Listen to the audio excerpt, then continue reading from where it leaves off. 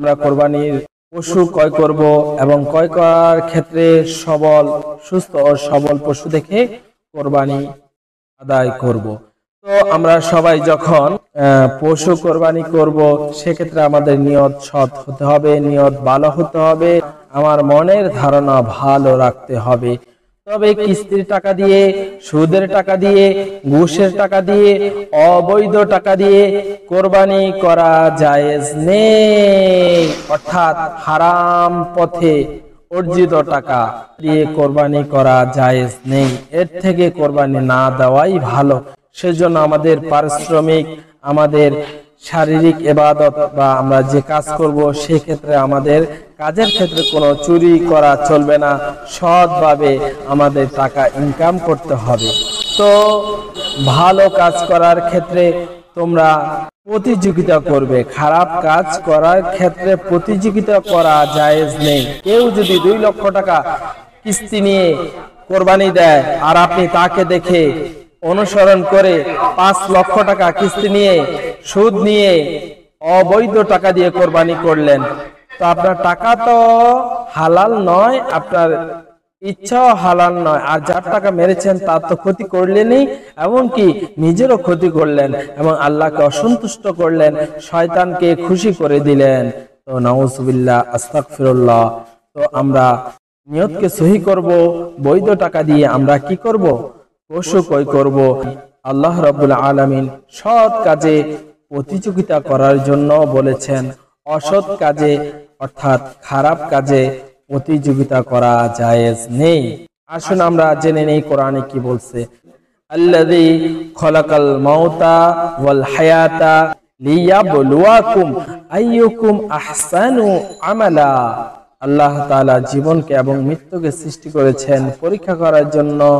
তিনি পরীক্ষা করতে চান আমলের দিক থেকে, কাজের দিক থেকে কে বেশি শ্রেষ্ঠ, কে বেশি শ্রেষ্ঠ।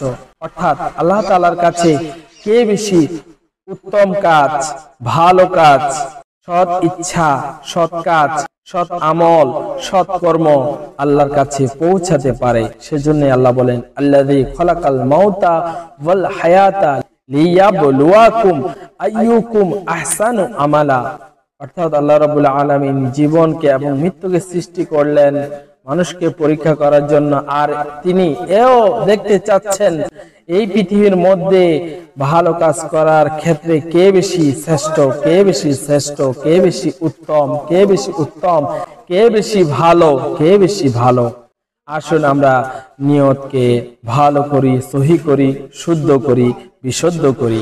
পরিশেষে আমরা নিয়তকে শ্রেষ্ঠ করব। নবীজি বলেছেন, ইন্নামাল আমালু বিল খাওয়াতিম।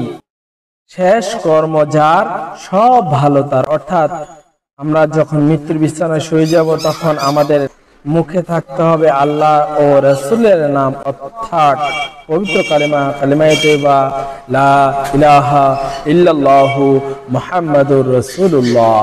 সর্ব কাজ করার ক্ষেত্রে আমরা আল্লাহর নাম নিয়ে কাজ শুরু করব। তবে খারাপ কাজ করার ক্ষেত্রে, গুনাহের কাজ করার ক্ষেত্রে আল্লাহর নাম নিয়ে বিসমিল্লাহ পাঠ করে রাসূলের নাম নিয়ে কাজ করা বৈধ নয়, সেক্ষেত্রে কুফরি হয়ে যাবে।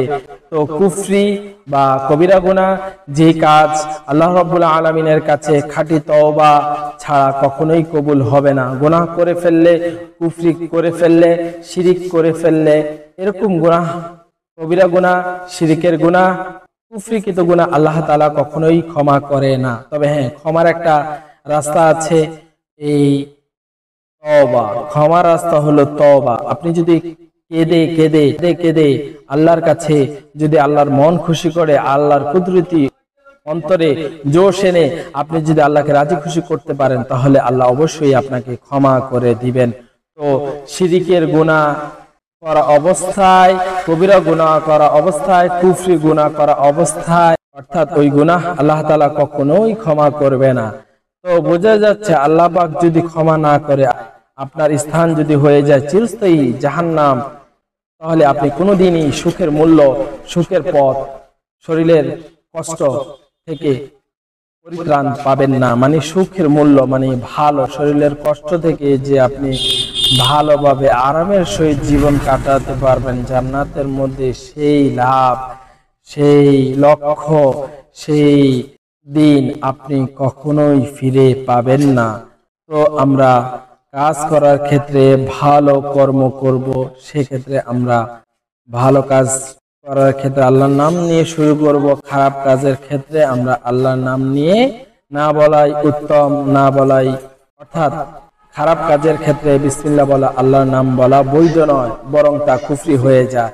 তো আমরা যখন গুনাহ করে ফেলবো আল্লাহ তাআলার কাছে আমরা ক্ষমা চাইবো, খাঁটি দিলে আল্লাহর সন্তুষ্টির জন্য আমরা ক্ষমা চাইবো, তওবা করব এবং ওই গুনাহ কখনো করব না, সেই গ্যারান্টি আল্লাহ পাকের কাছে দিতে হবে।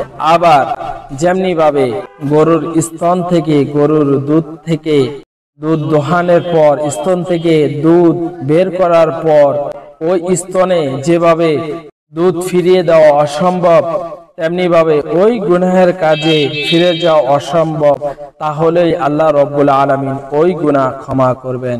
আসুন আমরা নিয়তকে ভালো করি, সৎ ইচ্ছাকে ভালো করি, কারণ ইন্নামাল আমালু বিন্নিয়াত, সবার শেষে অর্থাৎ শেষ ভালো তার, সব ভালো তার।